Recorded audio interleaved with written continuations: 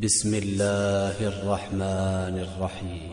إذا زلزلت الأرض زلزالها وأخرجت الأرض أثقالها وقال الإنسان ما لها يومئذ